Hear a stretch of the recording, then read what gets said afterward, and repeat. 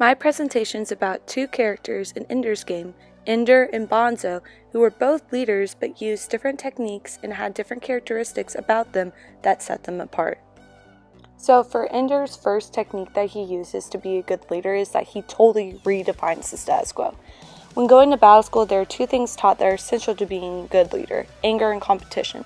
Ender does not fit this at all because he shows that the two characteristics needed are empathy and teamwork.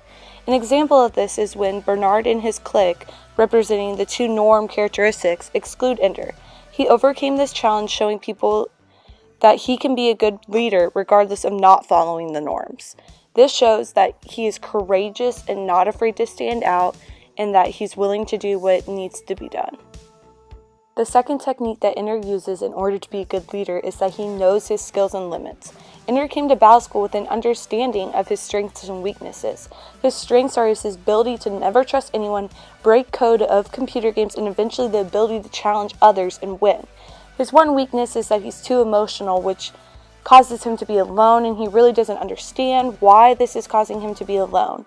He challenges opportunities to build his skills, and then he uses those skills to benefit him, essentially.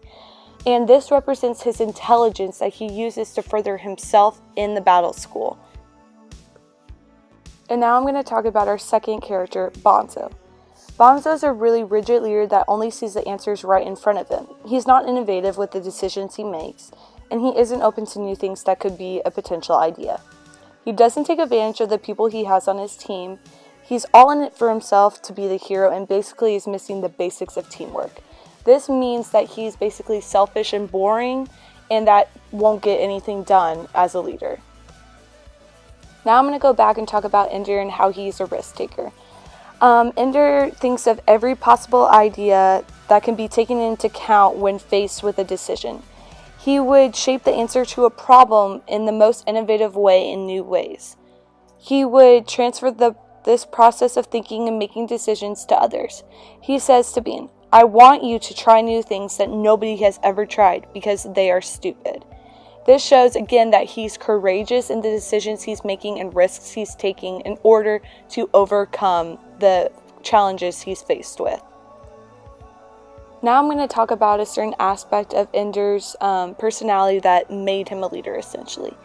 Ender's a very emotional person, and the definition of empathy is the bond between leaders and followers, and it is what has allowed Ender to truly understand the emotions, perspectives, and concerns of both his followers and his enemy. Ender vows to being compassionately moving beyond a place of merely understanding to a willingness to act out of concern for Bean's well-being. Ender makes a promise to himself that one day Bean would consider Ender a friend, and that Bean would excel as a soldier. This shows emotion and that he's a servant leader. He's working for his followers and not just in it for himself because he wants everyone to benefit from the outcome. Now I'm going to go back to Bonzo and talk about, instead of building up his team and being welcoming, he intimidates them. For example, he does this to Ender by cutting him out of everything, and Petra by being rude to him when he's the best sharpshooter on their team. He does not think before he acts, which leads him to more trouble in the future. He is out of touch with reality because he is a commander but cannot lead an army. He doesn't like anyone on his team because they are better than him and he is threatened by them. He should be gracious, he has amazing people to work with, but he isn't. And this shows that he has zero empathy instead of a bunch of empathy, unlike Ender. Now I'm going to go over a final comparison about how the two interact. So throughout the book, they're fighting constantly, and it's a main thing in the book because the two just butt heads constantly because they're two different people, two different leaders. Here's a quote that says, "It was the thing he hated the most about Ender, that Ender really mattered to other people, and in the end, Bonzo didn't." This is true because Ender showed empathy, and people cared that he actually cared about them. Unlike Bonzo, who didn't necessarily care about other people, he's just all in it for himself.